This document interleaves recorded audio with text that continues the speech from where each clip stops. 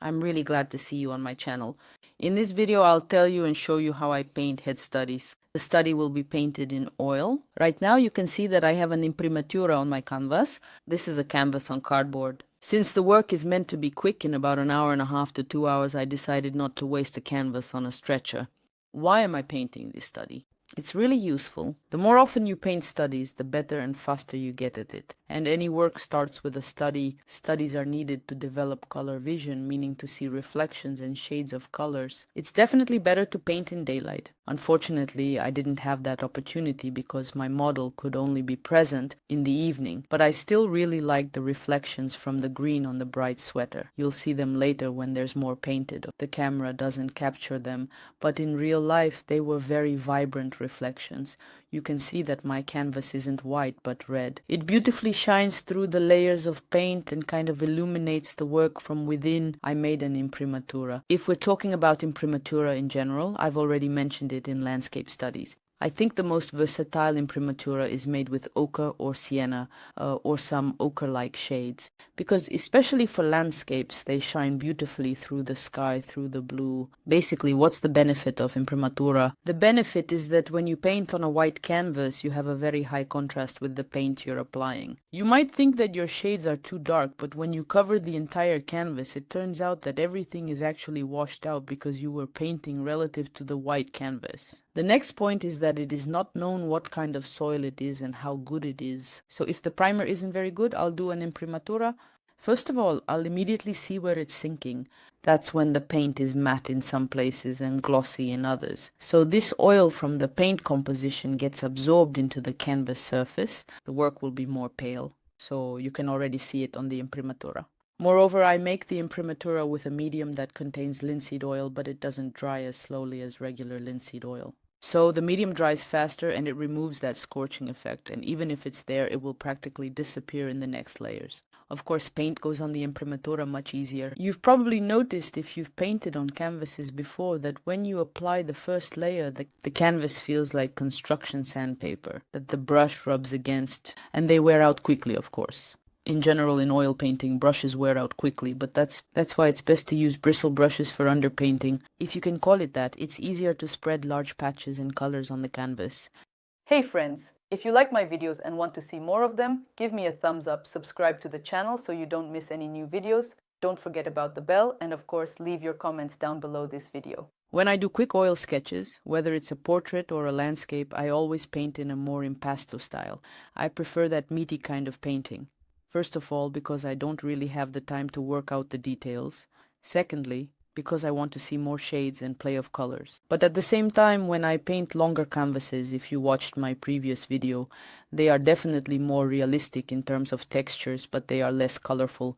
So here everyone chooses what they like more for themselves. I believe that the colors should be beautiful, first and foremost.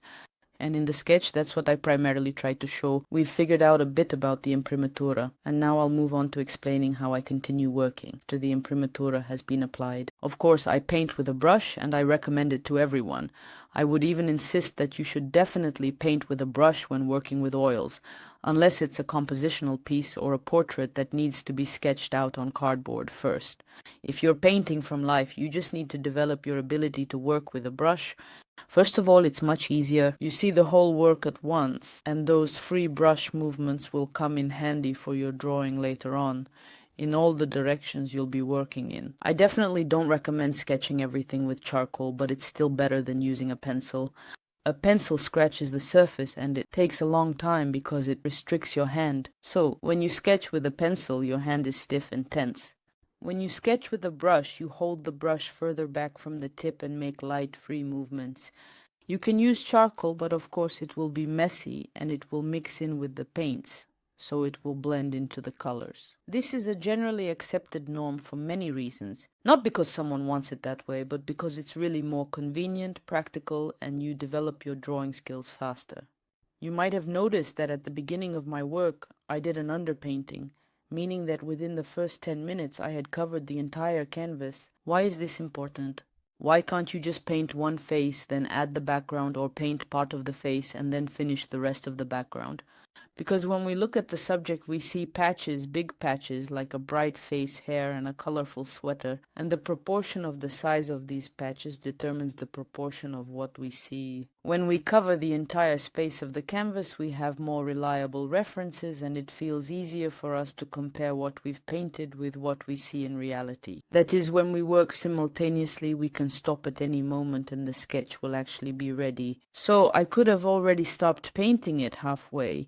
It would have been a quick study, say a half-hour or 40-minute one, but my model sat for longer, so I continued painting her. What format should I choose for the study? For me, it's 55 by 45. For me, this is the optimal format, but 40 by 40 is also a good size.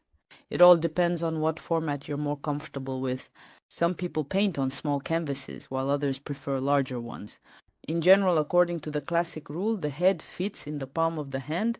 This is an optimal size for both studies and longer works. After I've done the underpainting, with each subsequent layer I start to dress up my work with shades and details, refining certain parts of the face, figuring out where everything is. Naturally, I won't paint the eyes right away. The whole face is just a patch for me.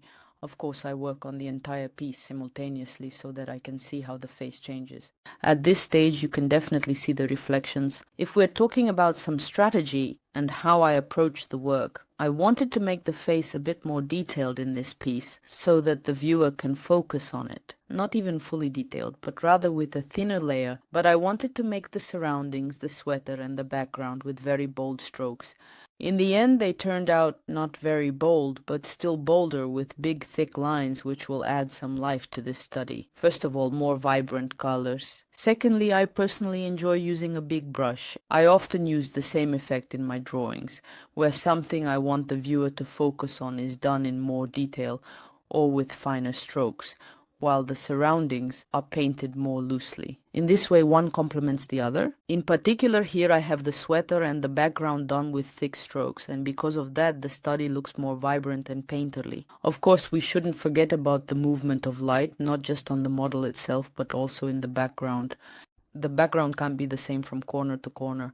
It's darker in some places and lighter in others because the light falls on it as well. This is important because if you paint it all in one color, one shade, one tone, you'll end up with a flat background that will push the model forward. But we still need the model to be in the foreground. I have reflections since this is painting, not just in the shadow and mid-tone areas, but also in the highlights.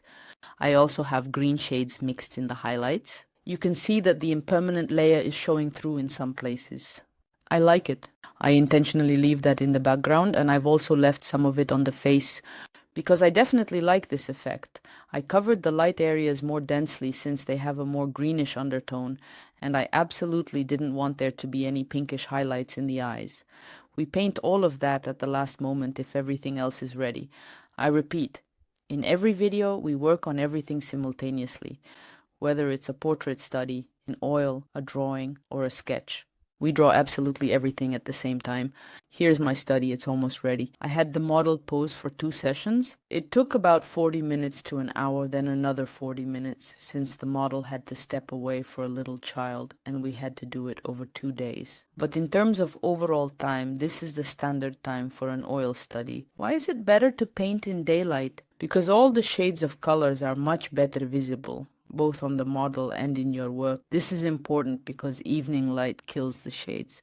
I won't even get started on photography. Photos just can't capture colors, not even close to what an artist can do. Plus, they really mess with proportions and distort them. There's no point in working with photos if you want to improve your skills. Of course, as a teacher, I sometimes have exceptions where I don't have the option and I need to show a technique to a student, like how to paint an oil study. There's a previous video on this topic on the channel if you've seen it, with the portrait of an Indian woman. I had to paint from a photo because it was done during a lesson. The focus was really on the technique. I showed the technique and painted in the same way as I would paint from life, but if I'm painting for myself and want to improve in this area, then of course I only paint from life. The study is almost ready. I wish everyone a great mood. See you next time.